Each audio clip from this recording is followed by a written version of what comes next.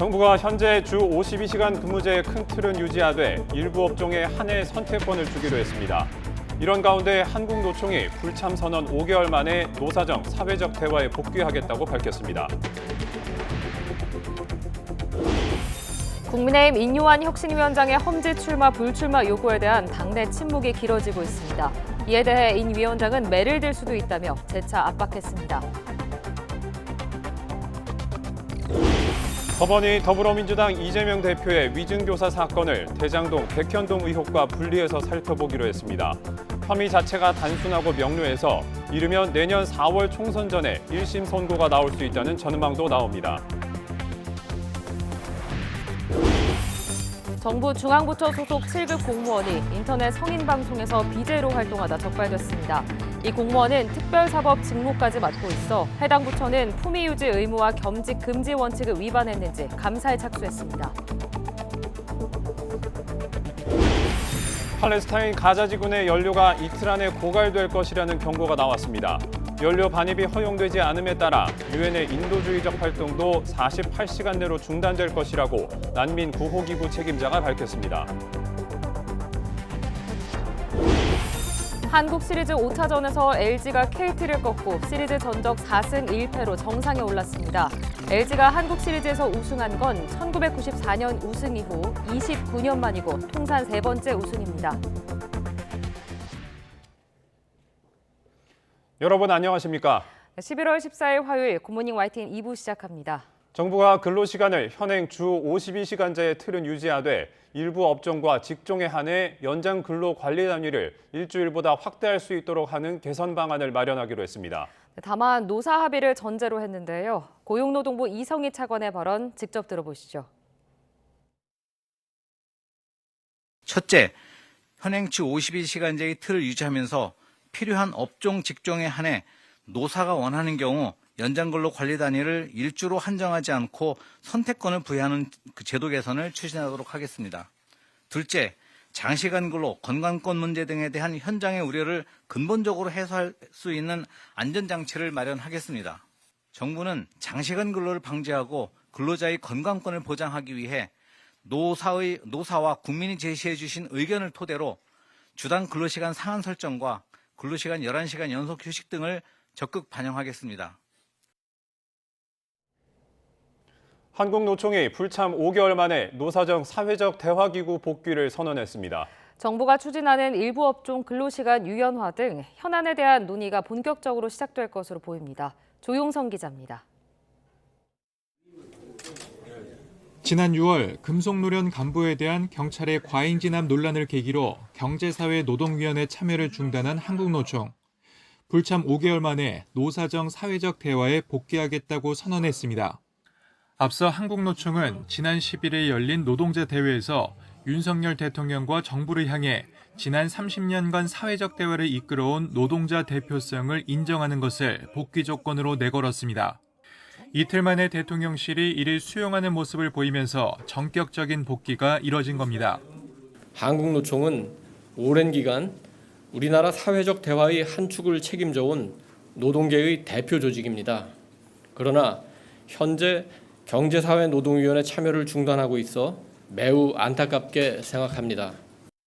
한국노총은 사회적 대화의 복귀에 경제위기 등에 따른 피해가 노동자에게 전가되지 않도록 노동자의 생존권과 노동권을 지키기 위해 최선을 다할 것이라고 강조했습니다.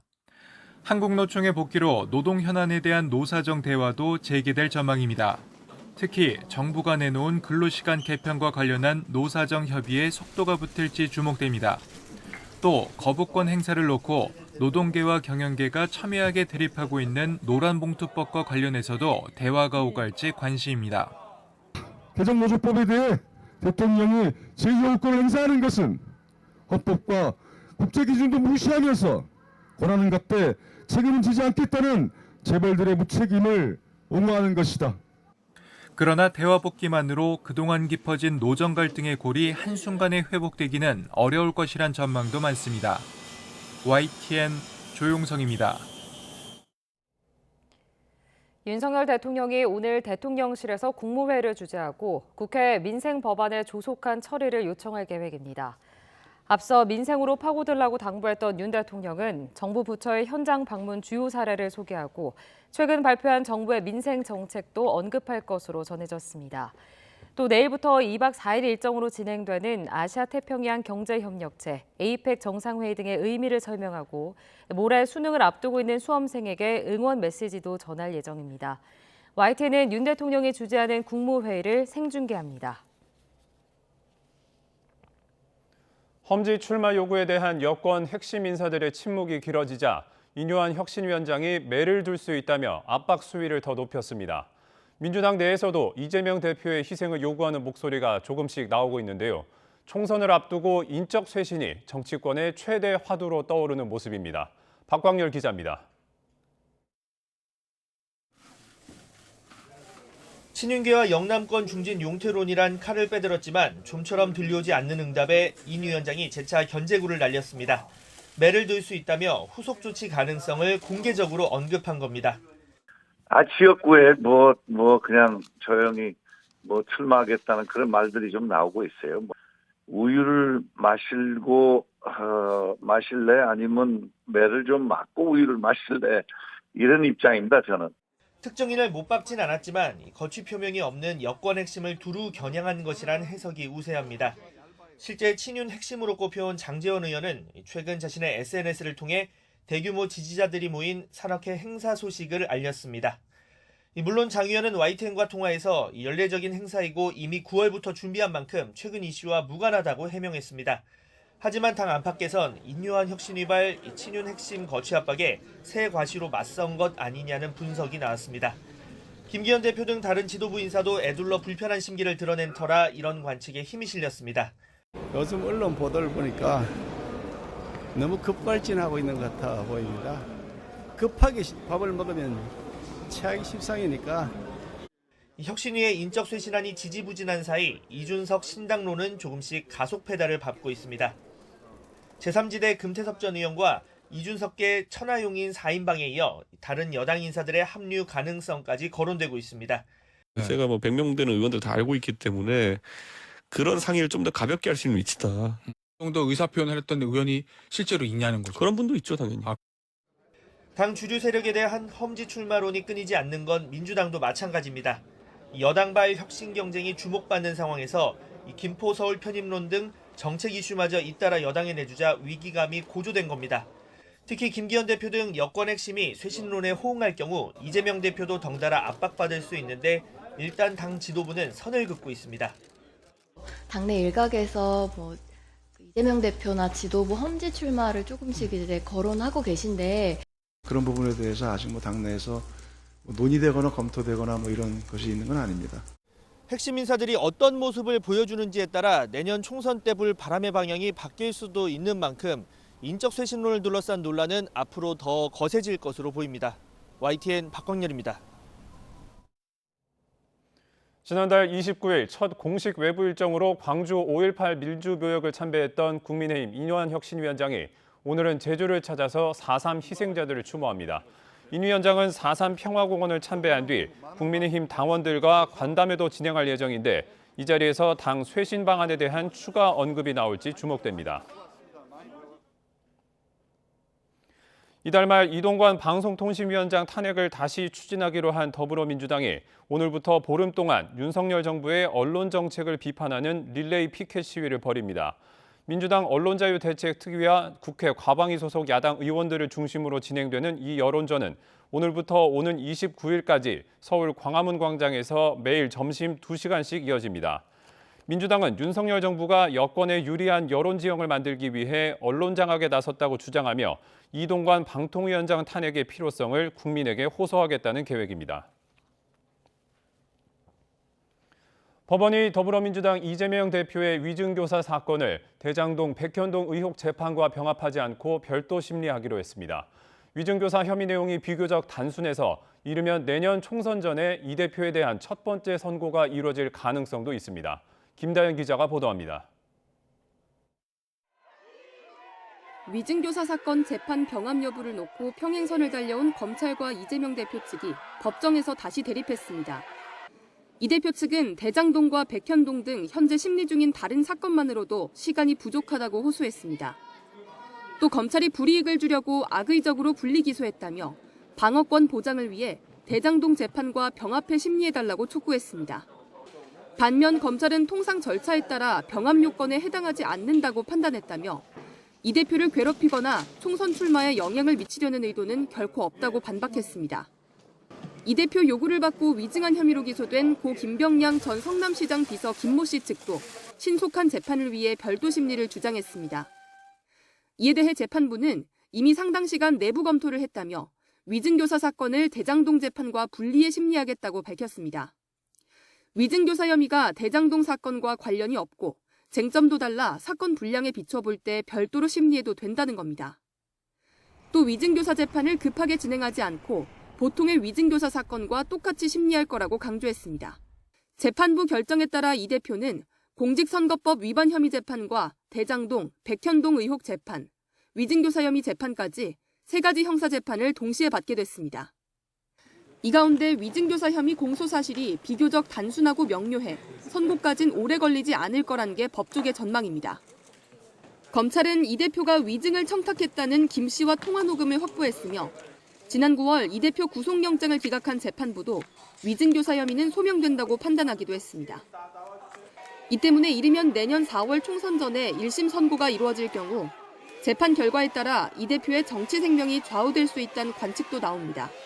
재판부는 다음 달 11일 두 번째 공판 준비 기일을 열고 위증교사 사건 심리를 이어갈 예정입니다.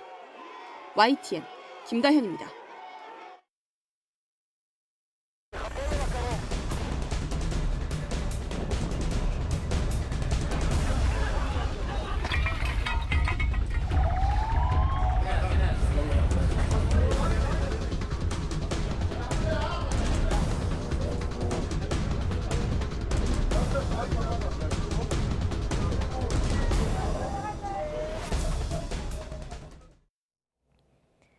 가자 지구에서 지상전을 벌이고 있는 이스라엘이 하마스가 이제 통제권을 상실했다고 평가했습니다. 이런 가운데 가자 지구는 연료가 고갈돼 유엔의 구호 활동까지 중단될 위기에 처했습니다. 보도에 이상순 기자입니다. 이스라엘은 가자 지구에서 이스라엘군을 제지할 수 있는 세력은 이제 없다고 전황을 평가했습니다. 하마스가 가자 지구의 통제력을 잃었다는 겁니다. 이스라엘은 하마스가 남쪽으로 도망치는 가운데 민간인들이 하마스 기지를 약탈하고 있다면서 하마스 정부가 신뢰를 상실했다고 주장했습니다. 이스라엘은 지상군이 가자지구 북부에서 큰 성과를 거뒀다고 보고 있습니다.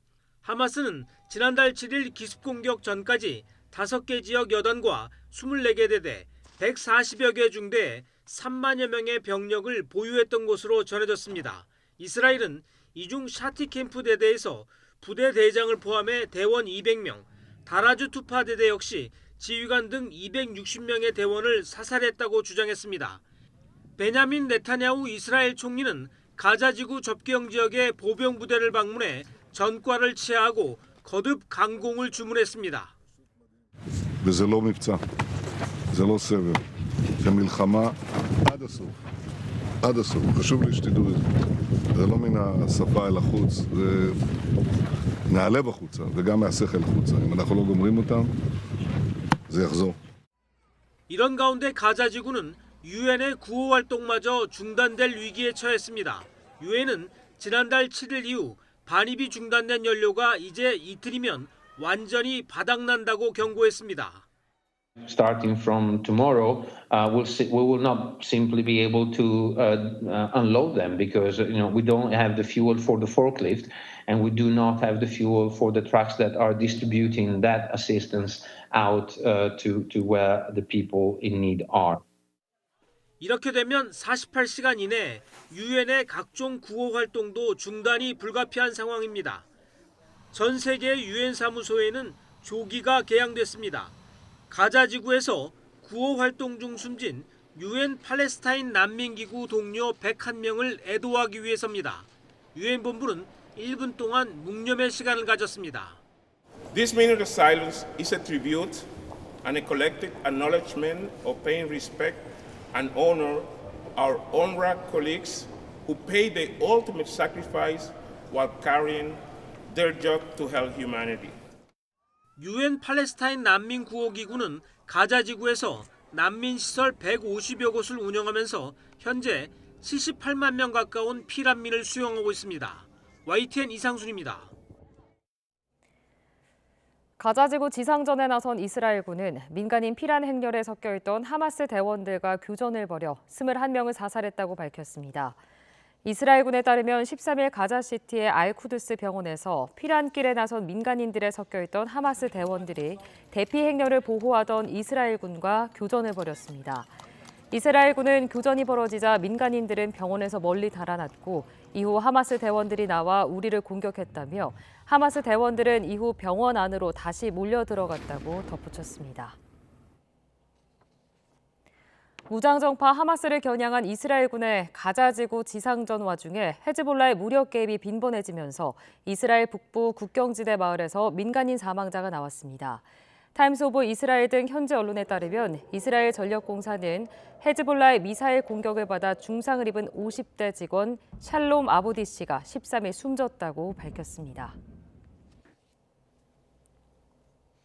그룹 빅뱅 출신 가수 G드래곤 권지용 씨가 자신은 마약을 투약한 적도 누군가와 주고받은 적도 없다며 혐의를 거듭 강하게 부인했습니다. 권 씨는 어제 방송 인터뷰에서 마약을 투약했느냐는 질문에 이같이 답하고 몸에서 마약 성분이 검출된다면 그것이 더 이상할 것이라고 말했습니다. 권 씨는 자신의 마약 투약 의혹을 제기한 것으로 알려진 유흥업소 실장과도 아무 관계가 아니라며 실장의 진술 신빙성에도 의구심이 많이 든다고 주장했습니다. 정부 중앙부처 7급 국가공무원이 인터넷에서 신체를 노출하는 등 성인 방송을 하다가 적발돼 감사를 받는 사실이 YTN 취재 결과 확인됐습니다. 7급 공무원인 20대 여성 A씨가 근무하는 해당 부처는 최근 A씨가 품위 유지 의무와 겸직 금지 원칙을 위반했다는 신고를 받고 내부 감사를 진행하고 있습니다. A씨는 공무원으로 임명된 이후 인터넷 방송에서 흡연과 음주를 하고 신체를 노출했다가 해당 인터넷 방송 사이트에서 제재를 받은 것으로 파악됐습니다. 또 방송에서 현금성 아이템을 받는 등 공무원 복무규정상 겸직 금지 원칙을 지키지 않은 것으로 조사됐습니다. 알뜰폰 유심으로 카카오톡 계정 2만 4천여 개를 만들어 범죄 조직 등에 판매한 일당이 무더기로 경찰에 붙잡혔습니다.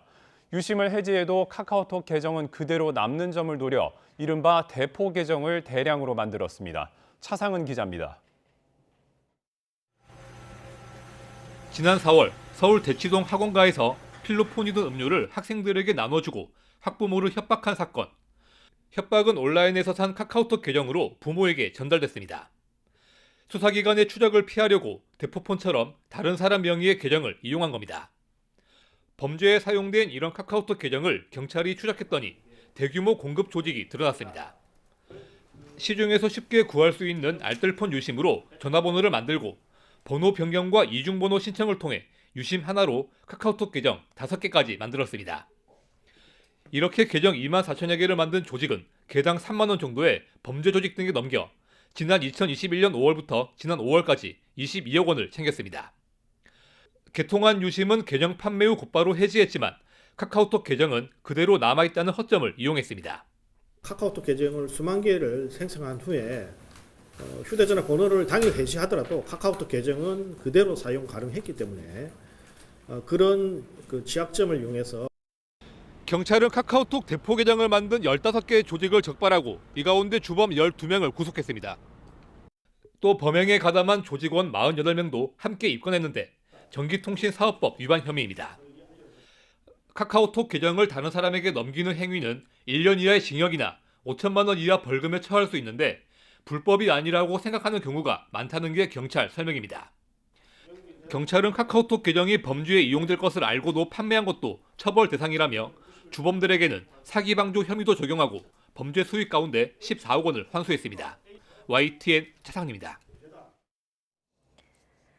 카카오 모빌리티가 가맹택시 실질 수수료율을 기존 최대 5%에서 3% 이하로 낮추는 방안을 택시업계와 논의하기로 했습니다. 카카오 모빌리티는 어제 경기도 성남시에 있는 호텔에서 카카오티 블루 전국 가맹점 협의회와 비공개 간담회를 마친 뒤 기사들의 부담을 최소화하기 위한 새로운 상품안을 연말까지 마련할 예정이라며 이같이 밝혔습니다. 이어 가맹 수수료에 해당하는 계속 가맹금을 3% 이하로 적극 검토하고 기존 가맹 택시 참여자들에게도 신규 가맹 택시로 전환할 수 있는 선택권을 보장할 예정이라고 덧붙였습니다. 이권 카르텔이라며 대폭 삭감돼버린 R&D 예산 문제에 대해 이공계 대학생들이 울분의 목소리를 냈습니다. 제대로 된 소통도 없이 언제든지 연구 인프라가 깨질 수 있다는 사실에 국가에 대한 신뢰가 무너졌고 미래에 대한 불안감도 커졌다는 겁니다. 양회영 기자가 취재했습니다. 미래 과학계를 이끌어 나갈 이공계 학생들이 늦은 밤 국회에 모였습니다. 일방적으로 삭감된 R&D 예산 과정을 보며 국내 최상위권 11개 대학의 학생들이 뜻을 모아 하나의 목소리를 내기로 한 겁니다. 정부는 소통 없이 삭감한 2024년도 R&D 예산을 백지화하고 원점에서 전면 재검토하라. 학생들은 R&D 예산 삭감으로 가장 먼저 타격을 받는 건 학생 연구자라고 밝혔습니다. 이는 단순한 인건비 문제 이상으로 재료 구매나 연구 장비 미운영 등으로 연구의 질이 떨어지고 프로젝트가 없어지거나 연구 규모가 축소돼 학생 연구자의 자리가 사라진다는 겁니다. 수련이 더 필요한 석사, 박사 과정생들에게 조기 계약 종료를 얘기할 수도 있다. 혹은 이제 신입생들을 더 줄일 수도 있다.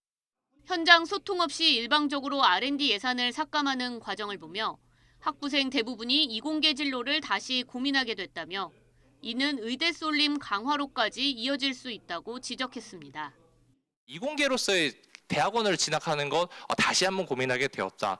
특히 적어도 국내 대학원으로서의 진학은 다시 한번 고민을 하게 되었고 이번 R&D 예산 삭감은 이공계 학생들에게 의대를 선택해야 한다는 메시지로 비춰져 이공계 인재 유출을 상당히 우려하고 있습니다. 초, 중고 학생들에게도 이것이 과학기술에 희망이 있다고 말하기 어려운 상황입니다. 학생들은 무엇보다 국가에 대한 신뢰가 무너졌다는 게 가장 크다고 입을 모았습니다. 정부가 일부 기초과학 관련 예산을 복원한다고 하지만 필수적인 정부 지원이 이유도 모른 채 끊길 수 있다는 사례가 생겼기 때문입니다. 미흡한 정책 결정 과정은 이공계 전반 그리고 대학생 사회 전반의 분위기에 큰 타격을 일으킬 수 있습니다. 이번 공동행동에 참여한 학생들은 청년 세대의 의견과 과학기술 정책 사이에 괴리가 벌어지고 있다면서 소통을 위한 협의체를 마련해 줄 것을 정부와 국회에 촉구했습니다. YTN 사이언스 양우영입니다. IT 산업의 메카인 성남 판교 제2테크노밸리의 대중교통 접근성이 크게 개선됐습니다. 내년 판교 제2테크노밸리 전체가 완성되면 제1테크노밸리와 함께 한국의 실리콘밸리로서 입지를 더 탄탄히 굳힐 것으로 전망됩니다. 최명신 기자입니다. 성남시 시흥동과 금토동 일대 43만 제곱미터 규모로 조성된 판교 제2테크노밸리입니다. IT, 생명공학, 나노 관련 360여 개 스타트업이 속속 둥지를 틀고 있습니다. 올해 말 80%, 내년 20%가 입주를 목표로 하고 있습니다. 그런데 전체 구역이 경부고속도로를 사이에 두고 1, 2구역으로 나누어지다 보니 교통 문제가 걸림돌로 남았습니다. 단지 조성을 책임지는 LH는 이미 지난 3월 1, 2구역을 오가는 왕복 4차선 교량을 완공했습니다. 하지만 개발 사업으로 인한 시설물은 전체 단지 준공 전엔 사용할 수 없다는 원칙론을 고수하면서 입주 기업들의 불편이 계속됐습니다. 이에 성남시가 조기 개통을 꾸준히 건의하고 LH도 산업단지 개발 사업에 지장이 없는 경우 예외적으로 조기 개통이 가능하다는 해석을 적극 적용하면서 실마리를 찾았습니다. 입주 기업들의 많은 불편을 해소하고자 강력히 LH 측에 요청하고 협의하여서 이번 11월 9일 날 경부고속도로 상부 횡단 교량 도로가 개통하게 되었습니다. 다리가 연결되면서 입주 기업 근로자들의 발걸음도 한결 가벼워졌습니다. 지금까지는 출퇴근하면서 달래내로가 많이 길이 협소하고 그래서 되게 많이 출퇴근 불편했었는데 개통하면서 확실히 출퇴근에도 편안하게 느껴졌고 성남시는 9개 노선 83대 버스를 2구역까지 연장한 데 이어 인근 대왕 판교를 이용하는 20개 노선과도 환승이 가능하도록 연계 교통편을 마련하기로 했습니다. 내년 판교 제2테크노밸리가 완성되면 제1테크노밸리와 함께 판교 전체가 한국의 실리콘밸리로서의 입지를 더욱 탄탄히 할 전망입니다. YTN 최명신입니다. 내년 한 아프리카 정상회의를 앞두고 준비기획단의 현판 제막식이 열렸습니다. 박진 외교부 장관은 외교부 청사에서 주한 아프리카 외교단 등이 참석한 가운데 2024 한 아프리카 정상회의 준비기획단 현판 제막식을 열었습니다. 박 장관은 지난 1년 동안 우리 정부가 한 팀으로서 진정성을 가지고 정상회의를 준비해왔다면서 이번 현판식은 한국과 아프리카의 협력 확대에 대한 한국 정부의 의지를 행동으로 보여주는 확실한 증거가 될 것이라고 평가했습니다. 또 내년 한국과 아프리카 각국의 장점을 결합한 공동 번역의 협력 성과들이 내년 정상회의에서 도출될 수 있도록 주한 아프리카 외교단이 창의적인 아이디어를 개진해달라고 당부했습니다. 프로야구 LG 트윈스가 한국 시리즈에서 KT를 물리치고 통합 우승을 차지했습니다.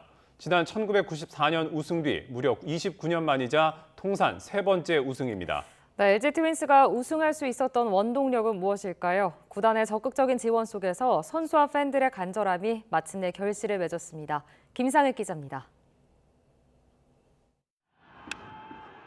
우승이 확정되는 순간 선수들은 그라운드에서 환호했고 이를 지켜보는 팬들은 눈물을 쏟았습니다. LG 우승이 팬들에게 단순한 우승을 넘는 한풀이였음을 느끼게 하는 장면입니다. 긴 암흑기를 거쳐 2019년부터 4년 연속 가을 야구에 합류했지만 정상과는 거리가 멀었던 LG는 지난해 말 염경엽 감독을 영입하면서 부족했던 2%를 채웠습니다. 막강 불펜으로 투타에서 균형을 이루며 정규 시즌을 우승하더니 마침내 29년 만에 통합 우승까지 달성했습니다. 세계 최고의 무적 LG 팬 여러분, LG 트윈스가 29년 만에 드디어 우승했습니다. 구단의 적극적인 투자는 든든한 지원군이었습니다. 지난해 박혜민을 4년간 총액 60억 원을 투자해 데려오더니 올해는 4년 총액 65억 원을 들여 포수 박동원을 영입했습니다. 시즌 중에 키움에서 마지막 우승 퍼즐이라는 투수 최원태도 데려오면서 우승 의지를 키웠습니다. 여기에 문보경과 문성주 등 젊은 선수들의 성장은 29년의 한을 푸는 든든한 축이 됐습니다. 사실 너무 좌절했던 순간도 있고 야구 안 볼 생각도 했었는데 울 뻔했어요. 정말 너무 힘드셨을 것 같아요. 근데 정말 이번 겨울은 야구 팬들 사이에서 내가 LG 팬이다라고 당당하게 말할 수 있는 한 해가 되지 않을까라고 생각하고 있습니다.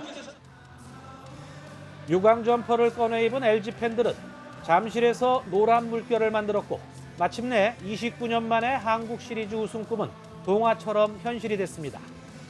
YTN 김상익입니다. 연일 초겨울 같은 추위가 이어지고 있습니다. 현재 서울 기온은 영하 0.2도로 어제만큼은 아니지만 여전히 예년 기온을 4도가량 크게 밑돌고 있고요. 여기에 바람도 약간 강하게 불면서 더 춥게 느껴지고 있습니다. 다행히 낮 동안에는 서울 기온이 10도까지 오르는 등 추위가 점차 누그러지겠습니다. 하지만 그만큼 일교차도 무척 크게 벌어지니까요. 감기 등 호흡기 질환에 걸리지 않도록 건강관리 잘 해주시기 바랍니다. 오늘은 전국 하늘을 가끔 구름만 많이 지나겠습니다. 다만 늦은 오후부터 내일 새벽 사이 서해안과 제주도에는 약하게 빗방울이 떨어질 수 있겠습니다. 현재 기온 살펴보겠습니다. 현재 서울 기온 영하 0.2도, 대관령 영하 4.4도, 대전은 0.7도를 나타내고 있고요. 밤사이 기온이 큰 폭으로 떨어지면서 아침까지 내륙 곳곳으로 서리가 내리거나 물이 어는 곳이 있겠습니다. 농작물 관리에도 신경 써주시기 바랍니다. 낮 동안에는 점차 예년 기온을 회복하면서 추위가 누그러지겠습니다. 오늘 서울 한낮 기온 10도, 광주 12도, 대구는 13도가 예상됩니다. 수능일인 모레 아침까지는 기온이 오름세를 보이며 한파 수준의 입시 추위는 없겠습니다. 다만 오전에 북서쪽을 시작으로 오후에는 전국에 비가 내리겠고 비가 그친 뒤 주 후반에는 다시 영하권 추위가 찾아올 전망입니다. 또 동해안 지역은 계속해서 대기가 무척 건조하겠습니다. 이 지역에 계신 분들은 산불 등 화재 사고가 발생하지 않도록 각별히 주의해 주시기 바랍니다. 지금까지 서울 상암동 야외 스튜디오에서 YTN 윤수빈입니다.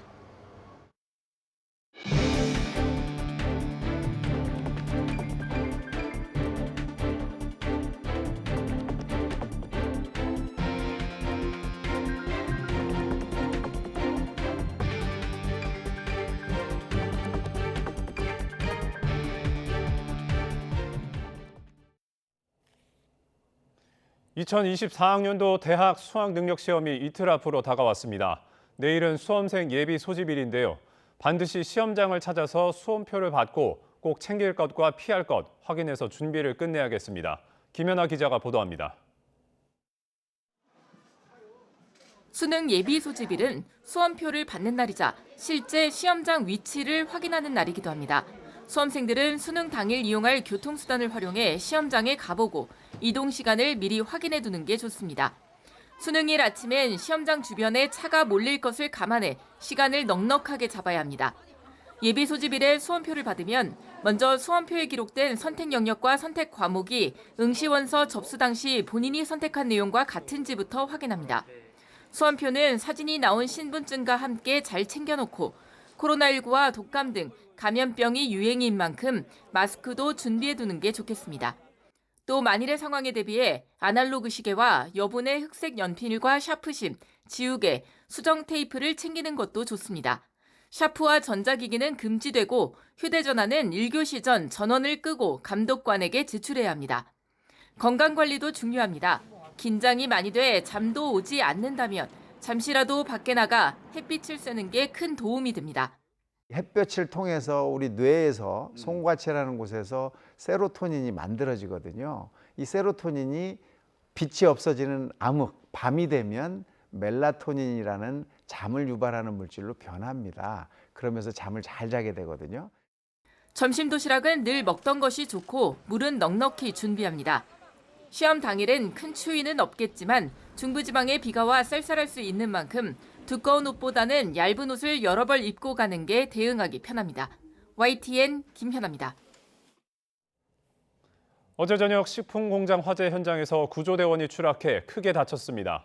서울 여의도 홍대 거리에서도 불이 나서 시민들이 대피하는 소동이 있었습니다. 밤사이 화재 소식 유세연 기자가 보도합니다. 건물 옥상에서 거센 물줄기가 솟아오릅니다. 어제 저녁 7시 10분쯤 강원도 원주에 있는 식품 공장에서 불이 났습니다. 불은 1시간 20여 분 만에 꺼졌지만 현장에 출동했던 구조대원 1명이 추락해 골반이 부러지는 등 크게 다쳤습니다. 현장 화재 진압하다가 추락했습니다. 현재 병원으로 이송했습니다. 건물 안의 연기가 자욱합니다. 바닥에는 스프링클러에서 나온 물이 가득 고여 있습니다. 어제 저녁 6시 반쯤 서울 여의도에 있는 IFC몰 푸드코트에서 불이 나 10여 분 만에 꺼졌습니다. 이용객들이 대피하는 소동이 있었지만 다행히 다친 사람은 없었습니다. 거리 한쪽에서 시커먼 연기가 피어오릅니다. 어제 저녁 8시 10분쯤 홍대 입구역 근처에 있는 상가에서 불이 나 1시간 10여 분 만에 꺼졌습니다. 60여 명이 대피하면서 다친 사람은 없었지만 지하 1층에 있는 노래방 등이 불에 탔습니다. 소방당국은 건물 외벽에서 불이 시작된 것으로 보고 있습니다. 건물 안에서 시뻘건 불길과 함께 시커먼 연기가 쉴 새 없이 뿜어져 나옵니다. 어제 오후 2시 50분쯤 경남 양산에 있는 자원 순환시설에서 불이 나 7시간 40여 분 만에 큰 불길이 잡혔습니다. 폐기물을 다 뒤집어 가면서 다 불을 꺼야 되기 때문에 장시간 걸릴 것 같거든요. 직원 5명이 대피하면서 다친 사람은 없었지만 공장 4개 동과 폐기물 수십 톤이 모두 탔습니다. 소방당국은 화재 진압을 마치는 대로 정확한 원인을 조사할 예정입니다. YTN 유서연입니다. 정부가 근로시간 개편과 관련해 주 52시간제 틀은 유지하면서 일부 업종과 직종에 한해 연장근로 관리 단위를 일주로 한정하지 않는 개선안을 마련하기로 했습니다. 고용노동부는 노사 관계자와 국민 6천여 명을 대상으로 한 면접 조사에서 주 52시간제가 정착됐지만 일부 업종과 직종에서는 어려움이 있는 것으로 나타났다면서 이같이 밝혔습니다. 이러한 조사 결과를 바탕으로 정부는 주 52시간제 틀을 유지하면서 필요한 업종과 직종에 한해 노사가 원하는 경우 연장근로 관리 단위를 일주로 한정하지 않고 선택권을 부여하는 제도 개선을 추진하겠다고 밝혔습니다. 대통령실은 근로시간 개편 문제는 정부가 일방적으로 추진할 수 없다면서 노동 현장 실태를 면밀하게 살피면서 노사 양측과 충분한 대화를 거쳐 많은 국민이 공감할 수 있는 개선 방안을 마련하겠다고 밝혔습니다. 이도훈 대변인은 공식 브리핑에서 근로시간 제도가 국민 생활과 건강에 미치는 영향이 매우 크다며 이같이 강조했습니다. 이어 한국노총이 사회적 대화 복귀를 선언한 것을 환영한다며 노사정이 근로시간 등 여러 현안을 조속히 함께 논의하기를 기대한다고 밝혔습니다. 택시 독과점 논란이 불거진 카카오 모빌리티가 택시 기사들과 만나 배차 방식과 수수료 체계 등을 논의했습니다. 카카오 모빌리티는 올해 말까지 전문가가 참여하는 협의체를 통해 구체적인 개선안을 내놓기로 했습니다. 황보혜경 기자가 전해드립니다. 카카오 모빌리티와 택시 4개 단체가 한자리에 모였습니다. 택시 독과점과 분식회계 의혹으로 당국이 전방위 조사에 나선 가운데 직접 업계 의견을 듣고 개선안을 마련하기 위해서입니다. 오늘 택시 단체분들 말씀 많이 듣고 처음부터 다시 만든다는 마음으로 여러 우려들이 부식되고 카카오 모빌리티는 타다, 우티 등 경쟁사 가맹 택시엔 승객 코치를 주지 않는다는 독과점 논란이 일며 공정거래위원회 제재 위기에 놓였습니다. 또 택시기사나 법인으로부터 운임의 20%를 수수료로 받은 뒤 다시 15에서 17%를 돌려주는 방식으로 매출 부풀리기를 했다는 의혹도 받고 있습니다. 이번 간담회에서 카카오 모빌리티는 수락률을 기준으로 한 배차 방식을 바꾸고 문제가 된 이중계약 구조를 단순화하기로 했습니다. 또 현재 3에서 5%인 수수료율을 낮춰달란 택시업계 요구를 고려해 수수료 수준을 결정하고 택시기사들의 근무 환경도 개선한다는 계획입니다. 신규 가맹 서비스를 통해 수수료 체계를 단순화하겠다. 그리고 그 수준에 대해서는 구체적인 개선안을 마련하도록 하겠다. 택시 단체뿐만 아니라 각계 전문가가 참여하는 협의회를 만들어 연말까지 개선안을 내놓기로 했습니다. 다만 택시 업계마다 이해관계가 조금씩 다른 만큼 최종 합의안을 도출해내긴 쉽지 않을 것이란 회의적인 목소리도 나옵니다. 카카오 모빌리티와 택시 4단체는 2주 뒤 두 번째 간담회를 열고 본격적인 논의에 들어갈 방침입니다. YTN 황보혜경입니다. 경찰이 환자 2명을 살해한 혐의를 받는 요양병원 원장의 신병 확보에 나섰습니다. 서울경찰청 강력범죄수사대는 지난 10일 서울에 있는 요양병원장 A씨에 대해 살인 혐의로 구속영장을 신청했습니다. A씨는 수년 전 고의성을 갖고 환자 2명을 숨지게 한 혐의를 받습니다. A씨에 대한 영장 실질 심사는 오늘 오전 10시 반 서울 서부지법에서 열립니다. 서울 지하철역 주변에 걸려있던 현역 야당 의원 현수막이 훼손돼 경찰이 추적에 나섰습니다. 서울 서대문경찰서는 서울 지하철 3호선 홍제역 주변에 걸린 더불어민주당 김용호 의원의 현수막이 훼손됐다는 신고를 접수해 용의자를 쫓고 있습니다. 해당 현수막에는 대통령실 의전비서관 권력형 학폭 비리를 바로잡습니다라고 적혀 있었는데 이 가운데 권력형 학폭 부분이 잘려나갔습니다. 이종석 헌법재판소장 후보자 인사청문회에서 여야는 사법부 수장으로서 적격성을 둘러싸고 공방을 벌였습니다. 야당은 과거 위장 전입 사실은 물론 윤석열 대통령과의 친분 관계를 문제 삼았고 여당은 5년 전 헌법재판관 인준 과정에서 이미 검증이 끝났다고 엄호했습니다. 부장원 기자입니다. 이종석 후보자의 국회 인사청문회가 시작하자마자 민주당은 이 후보자와 윤석열 대통령의 친분 관계를 문제 삼았습니다. 서울대법대 79학번 동기로 윤 대통령이 검찰총장 시절 청구한 헌법소원 사건에 회피를 신청할 정도의 사이인 만큼 지명이 부적절했던 겁니다. 서울대 법대 동기라는 개인적 인연에 더해서 이상민 행안부 장관 탄핵소추 사건의 주심을 맡아 기각을 결정한 것에 대한 보훈 인사인지는 모르겠으나 5년 전 헌법재판관 인사청문 때 드러났던 위장 전입 문제도 다시 도마 위에 올랐는데 이 후보자는 투기 목적은 아니었지만 이유를 불문하고 잘못된 일이라며 고개를 숙였습니다. 이유 여하를 막론하고 고위공직자 또 후보로서 과거에 위장전입이 있었던 것 잘못된 점 인정하고 사과드립니다. 반면 국민의힘은 헌법재판관 청문 과정에서 이미 자질 검증이 끝났다는 점을 부각했는데 특히 위장전입 논란을 놓고는 민주당 박범계 의원 사례를 들어 차단막을 쳤습니다. 박범계 장관께서는 아들이 13살이었을 때 대치동에 위장 전입했다는 의혹이 있었지만 사퇴 안 하신 걸로 알고 있습니다. 이 후보자는 이동관 방송통신위원장에 대한 탄핵 추진 등 현안에는 말을 아끼면서도 정치적 문제를 사법의 영역으로 끌어들이는 정치의 사법화엔 우려를 숨기지 않았습니다. 사법부의 어떤 판단이 그런 갈등을 치유하는 통합적인 역할을 해야 하는데 오히려 더 갈등을 증폭시키고 있다. 또 헌법재판관에서 헌재 소장으로 취임하는 경우 반복되어 온 임기 해석 문제에는 자신도 관례대로 재판관으로서 남은 임기인 내년 10월까지만 소장직을 수행하겠다고 밝혔습니다. 저는 전임자들의 관례에 따라서 자녀 임기만 근무하는 것으로. 이 후보자는 여야의 청문보고서 채택을 거쳐 국회 본회의에서 임명동의안이 가결돼야 헌재 소장에 오를 수 있습니다. 5년 전 이미 한 차례 인준을 거쳤고 사법부 양대 수장 공백에 대한 우려가 커지고 있지만 여야의 극한 대치 정국은 끝까지 변수가 될 전망입니다. YTN 부정원입니다.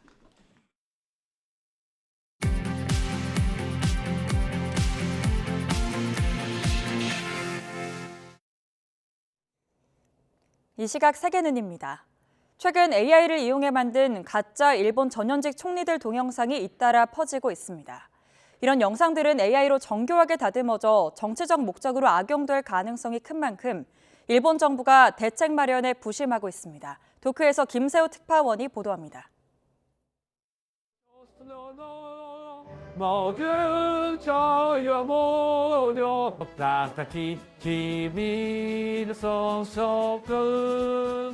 아베 신조 전 일본 총리가 러시아 국가와 북한 김일성 찬양가를 부릅니다. 모두 가짜 동영상입니다. 또 다른 가짜 영상은 아베 전 총리 자신이 통일교와 연결돼 있다며 일본 보수 진영을 조롱하는 듯한 내용을 담고 있습니다. 普段マザームーンの故郷産業を貶めている人たちがですよ、なぜ私どものような王国の宗教勢力と強くつながっている政治家を支えるのであるか、ここに深刻な矛盾が生じているだろう。 스가 전 총리의 조작된 인터뷰 내용도 그럴듯하게 올라와 있습니다. 国のリーダーという大役が務まるはずもなく、失敗に失敗を重ね、日本中を敵に回してしまったのです。 예전 기자회견 동영상을 생성 AI에 학습시키는 방법을 사용해 만든 겁니다. 앞서 차마 입에 담기 힘든 표현으로 연설하는 기시다 후미오 총리의 가짜 동영상도 SNS에 급격히 퍼지면서 논란이 일었습니다. 이 영상 제작자는 아베 전 총리의 음성을 학습시킨 데이터도 인터넷에 공개했는데 이를 가짜 아베 영상 제작자가 활용한 것으로 파악됐습니다. 특히 아베 전 총리 영상 제작자는 그 동기에 대해 아베와 주변 인물에 대한 증오감을 높이기 위해서라고 말한 것으로 알려졌습니다. 조작된 AI 영상이 정치적 의도로 악용될 수 있음을 보여주는 겁니다. 偽情報の投稿は社会を混乱させたり、他人に迷惑をかけたり、罪になる場合もあるので、このような行為はくれぐれも慎んでいただくようお願いしたいと考えております。 특히 가짜 정치인 영상이 단순한 패러디 수준을 넘어가고 있다는 점에서 심각성을 더하고 있습니다. AI로 단시간에 정교한 가짜 영상을 대량으로 만드는 것이 가능해지고 있지만 일본 정부는 여전히 이렇다 할 대책을 내놓지 못하면서 가짜 영상 확산 속도에 뒤처지고 있다는 지적이 나옵니다. 도쿄에서 YTN 김세호입니다. 요아프 갈란트 이스라엘 국방부 장관은 하마스가 가자 지구에서 통제력을 잃었다고 평가했습니다. 갈란트 장관은 현지 시간 13일 전황 평가를 마치고 이제 가자 지구에서 이스라엘군을 제지할 수 있는 세력은 없으며 이스라엘군은 가자 지구의 모든 곳에 진격했다며 이같이 말했습니다. 전 세계 유엔 사무소는 가자 지구에서 각종 구호 활동을 벌이다가 숨진 유엔 팔레스타인 난민 구호기구 동료 101명을 애도하기 위해서 조기를 개항했습니다. 유엔 제네바 사무소는 보도자료에서 현재 시간 13일 오전 조기 개항과 함께 동료들을 추모하기 위한 묵념의 시간을 가졌다고 밝혔습니다. 러시아 크렘린궁이 내년 3월 17일로 예정된 대통령 선거에서 푸틴 러시아 대통령이 무소속으로 출마할 가능성에도 대비하고 있다고 러시아 일간 코메르산트가 보도했습니다. 이 보도에 따르면 크렘린궁 사정에 정통한 소식통 3명은 내년 대선을 앞두고 크렘린궁이 푸틴 대통령의 입후보를 위한 휴대그룹 조직 방안을 검토하고 있다고 밝혔습니다. 미국의 수도 워싱턴 DC에서 올해 차량 절도가 급증한 가운데 조 바이든 대통령 손녀의 경호 차량도 도난당할 뻔한 사건이 발생했습니다. AP통신은 바이든 대통령의 손녀 나오미 바이든을 경호하던 요원들이 12일 밤 자정쯤 경호 차량 창문을 깨고 있는 괴한 3명을 발견해 총을 발사했다고 보도했습니다. 경호실은 3명의 괴한이 빨간색 차를 타고 도주했으며 보호 대상인 나오미 바이든에 대한 위협은 없었다고 설명했습니다. 네, 지금까지 이 시각 세계는이었습니다.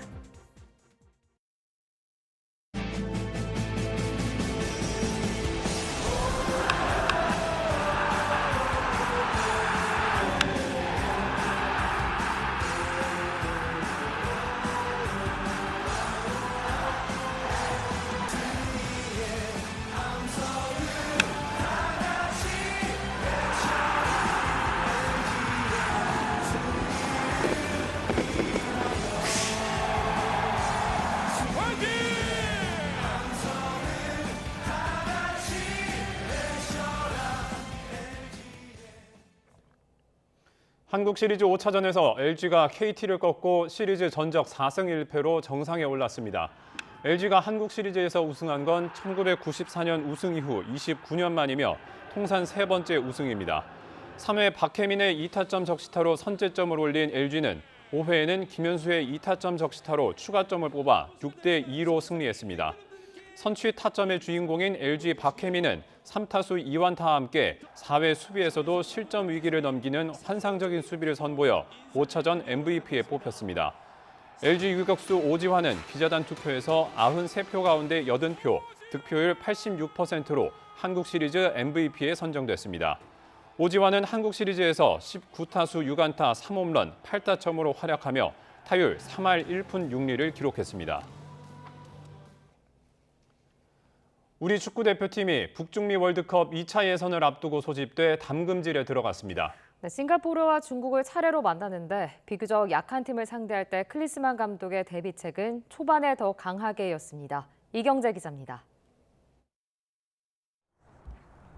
프리미어리그에서 맞대결을 마치고 돌아온 손흥민과 황희찬 등 우리 태극전사들이 다시 모였습니다. 2026 북중미 월드컵을 향한 첫 여정.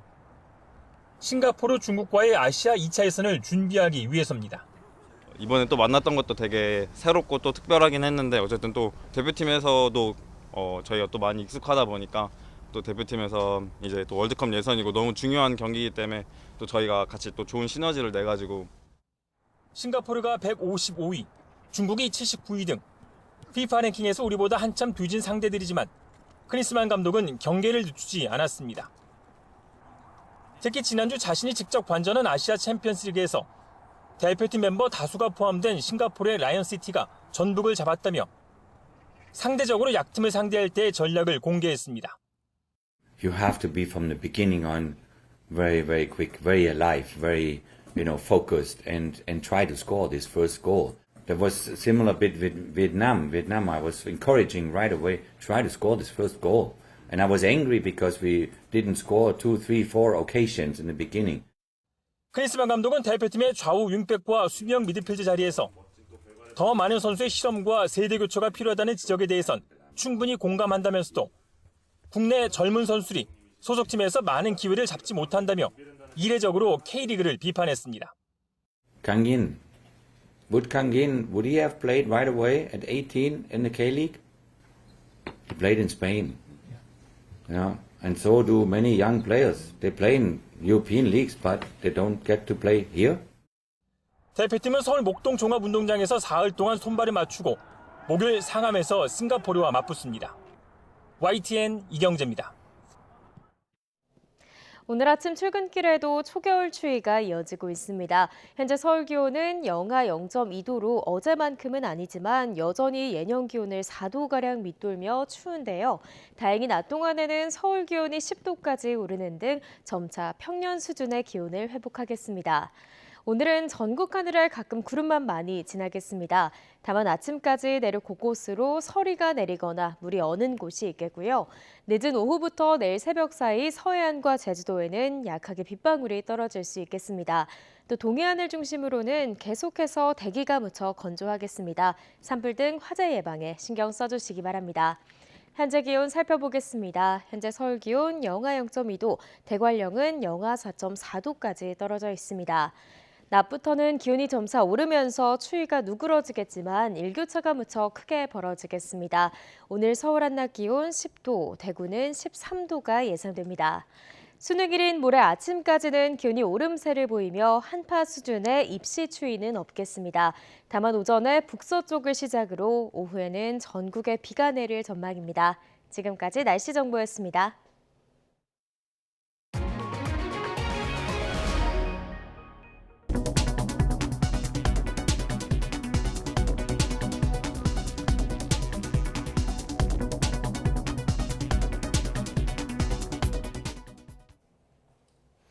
굿모닝 YTN 2부 마칩니다. 잠시 후 6시 50분 3부에서 뵙겠습니다.